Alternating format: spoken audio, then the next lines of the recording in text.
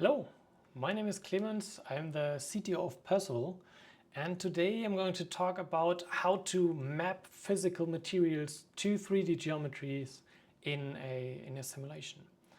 And of course, we're going to be using the ASAM OpenMATERIal 3D standard for it. In my last video, I showed you how the material properties are defined.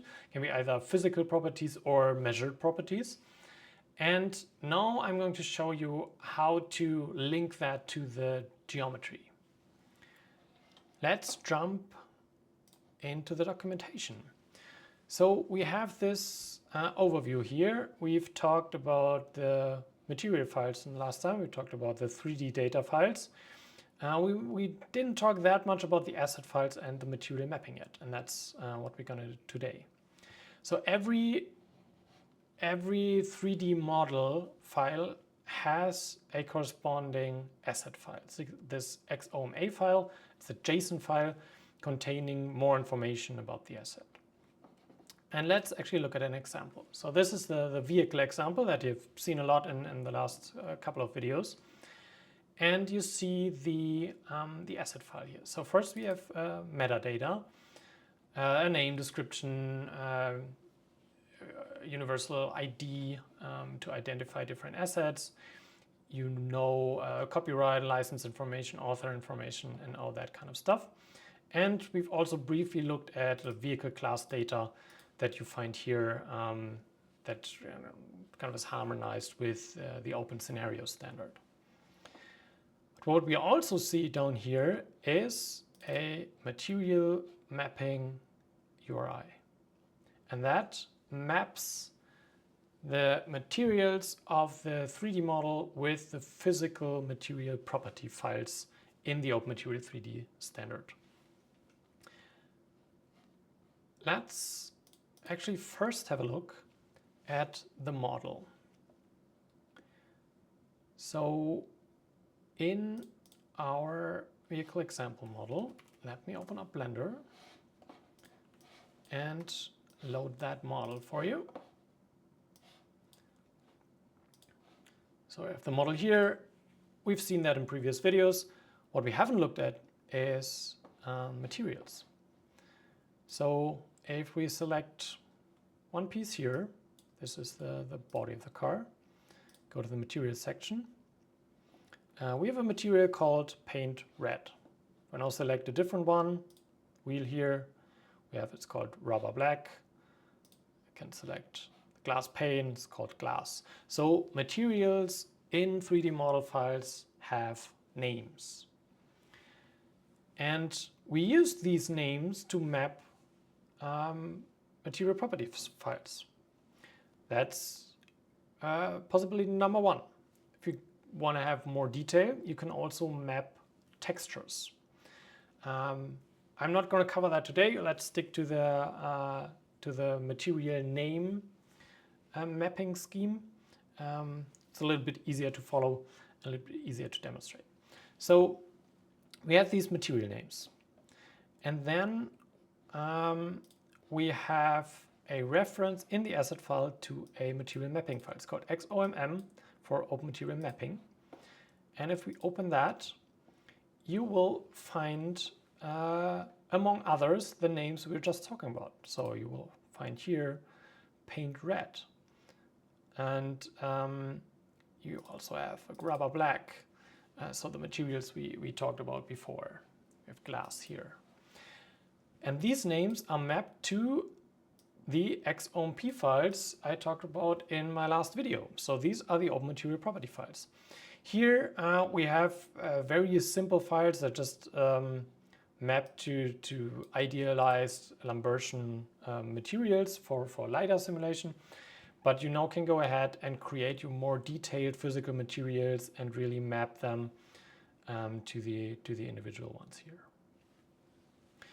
And what that means is, if we go to the simulation, this scenario you've also seen before when we talked about the geometry of OpenMATERIal and how to use that with OpenScenario and the ASAM OSI interface.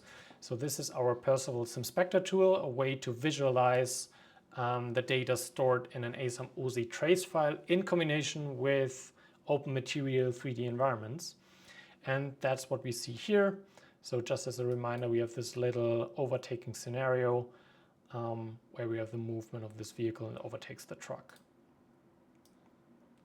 But we're talking about material mapping. So what we can show here, what you see here is the purely visual standard material you have in your 3D model file. So in this case, the glTF file, and you have the standard materials, visual materials, you know from any standard rendering.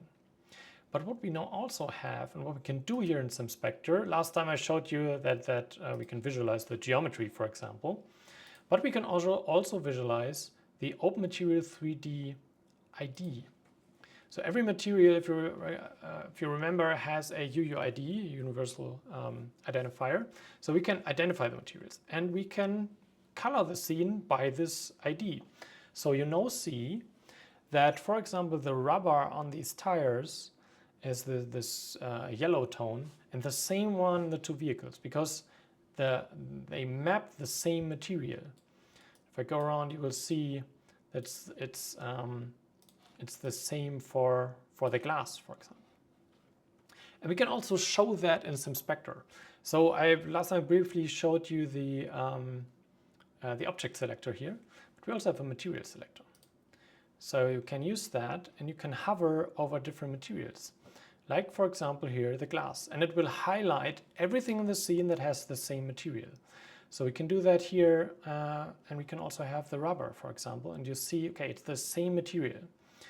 And even down here at the screen, if you look at this part here, you see, now we're on the grass here on the side, you see the material name in the glTF file. That's what we also see in Blender, and then what you can set in Blender. And then you can see the name of the actual OpenMaterial file as it's mapped by the OpenMaterial mapping. So you can see this is vegetation_lawn, and you can see that also for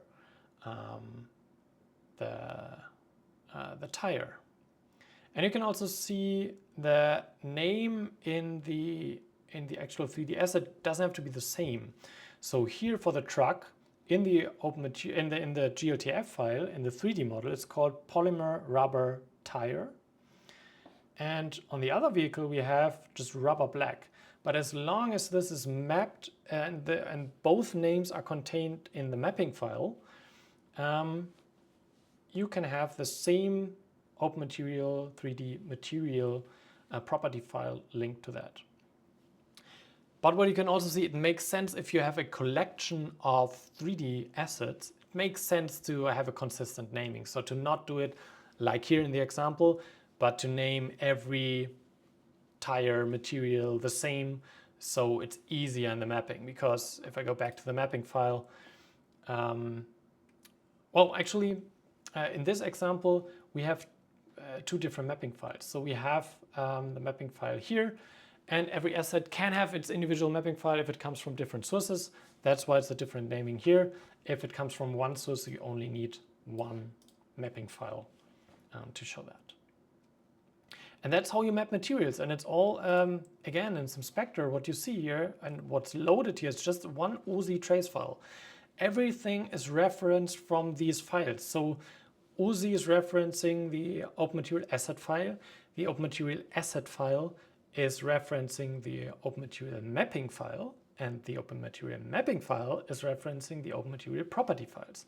So you have just one single definition file, everything's referenced from that, and tools like Persival Simspector can load that in and visualize it.